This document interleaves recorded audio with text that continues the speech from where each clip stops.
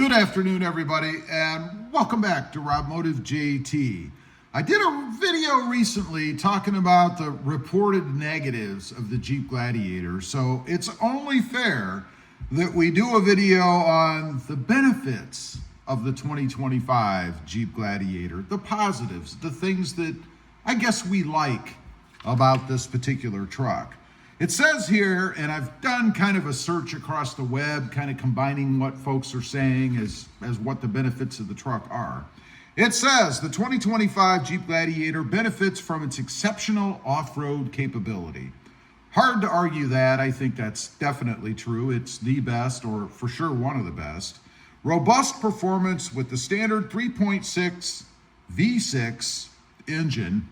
And if you know anything about Toyotas and Tacomas, when they went from the V6 to the Turbo 4, people have hated it. So we still have that with the Jeep Gladiator. And significant towing payload capacity. I think it's the highest, if not one of the highest mid-size trucks when it comes to towing and payload capacity out there. It also features modern tech-filled interior with a large touchscreen. I love that. It could be even bigger, honestly. Advanced safety features like adaptive cruise control and the ability for open air driving with removable doors and roof. I think that's one of the things that makes the Gladiator unique, right? It's the only convertible truck out there. Key upgrades for the 2025 include a standard 8-speed automatic transmission, which no matter what people say about it, some people complain about it, I think it's a pretty good match for that V6 engine.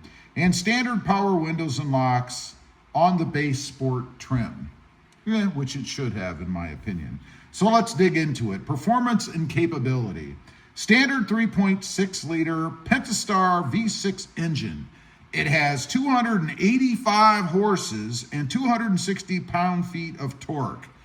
It's just right in the Gladiator. Now, it could be better. There's rumors of this gigantic Hemi engine coming for 2026, which I think are just rumors, but it's adequate for the truck. It's not over the top, but it's certainly not a dog either.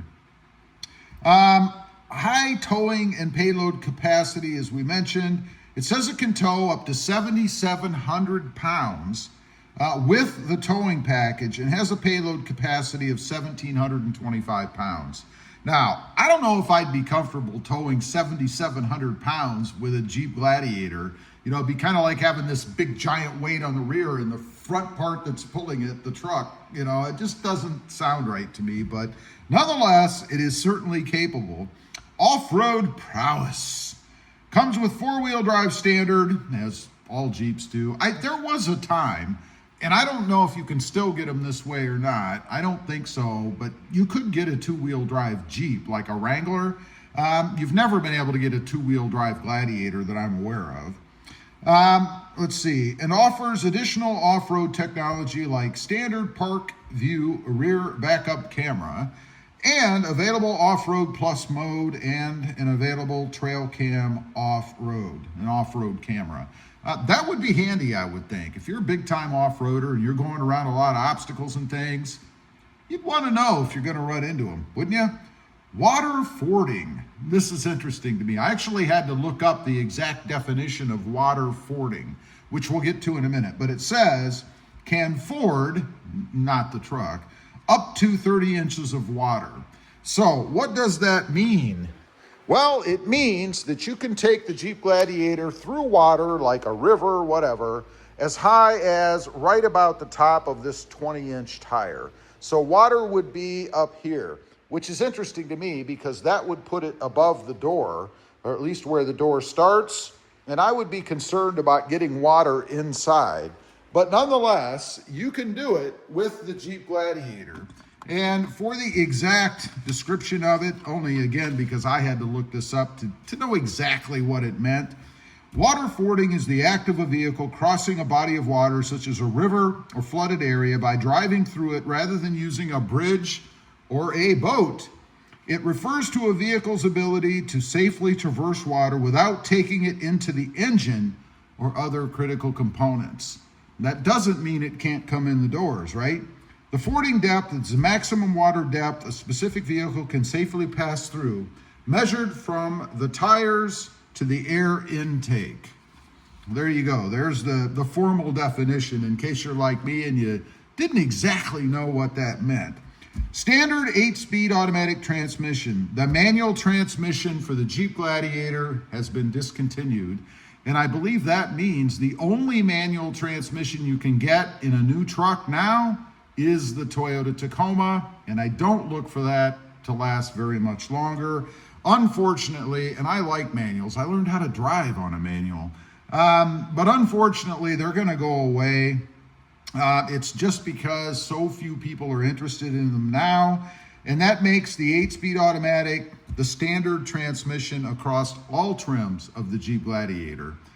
Kind of a bummer, although folks state that as a benefit, I guess. Again, it attests to the fact that there are a lot of people that don't know how to drive a manual.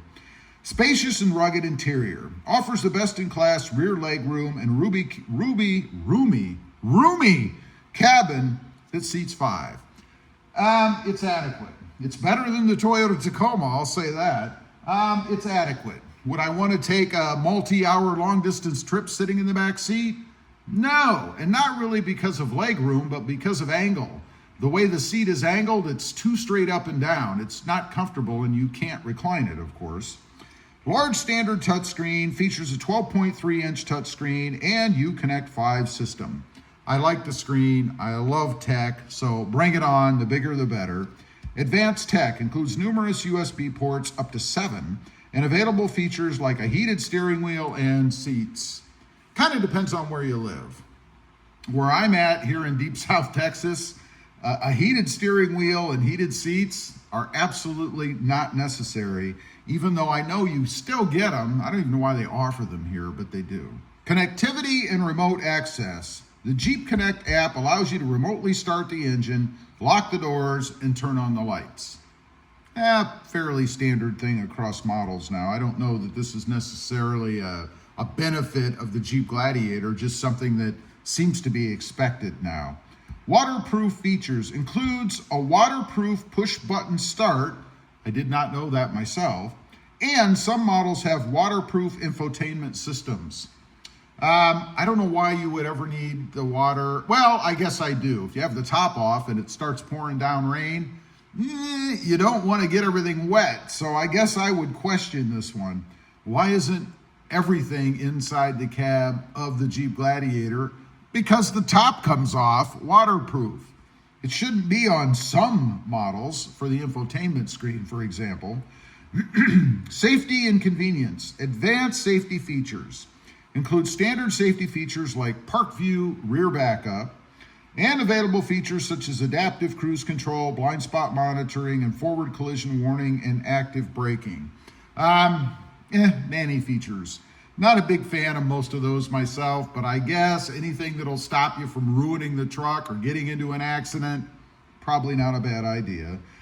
Improved standard features. Power locks, windows are now standard on the base sport trim, as it should be. In this day and age, I mean, should you ever have a crank roll up on any window? Now, I know there are some people out there that like that, but not me. It should be standard on every one, in my opinion. Lastly, open air experience offers removable doors and removable roof for open air driving. As I mentioned earlier, that's one of the big benefits of any Jeep, really, or a Wrangler or Jeep Gladiator class or trim, I guess. You, of course, can remove everything. The doors, the roof, the back part, everything can come off. And that's one of the biggest draws, I think, for the Jeep, particularly the Jeep Gladiator. As I mentioned earlier, it is the only truck out there that is convertible. Leave a comment. Let me know if you agree. Are these all benefits, or some of them you really just don't care about? I'd be curious to know. Thanks for watching. Stay safe out there. Bye.